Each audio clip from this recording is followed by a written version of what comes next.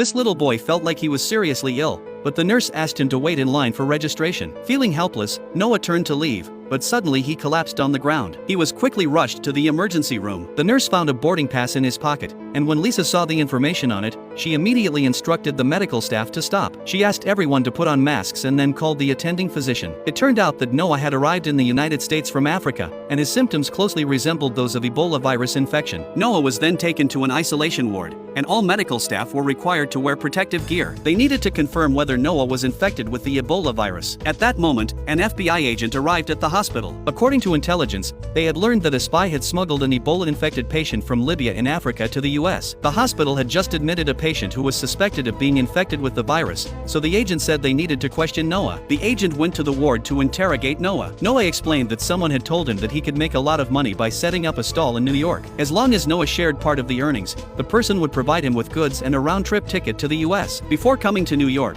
the person had also given Noah a vaccination. Noah had started feeling unwell as soon as he left the airport. At this point, the attending physician said that Noah had simply been misled by others. If he had truly been sent by a spy, he wouldn't have come to the hospital for treatment. The physician's words successfully convinced the agent. However, Noah's condition suddenly worsened. Lisa immediately rushed to assist Noah. He was already having difficulty breathing. Lisa quickly told him where the oxygen mask was and urged him to grab it himself. Noah struggled to reach it but fainted before he could get to the mask. In a panic, Lisa rushed into the room without putting on her protective helmet. She immediately began administering oxygen to Noah. By this time, Noah's heart rate had been steadily decreasing. In a crisis, Lisa frantically searched through a drawer for adrenaline. Fortunately, after administering the adrenaline, Noah's heart rate returned to normal. However, an unexpected incident occurred. Lisa's gloves were torn by the drawer, and her hands came into contact with Noah's blood. Since the Ebola virus is transmitted through blood, Lisa was soon isolated. The next day, the FBI agent brought good news. They had successfully captured the spy, and after interrogation,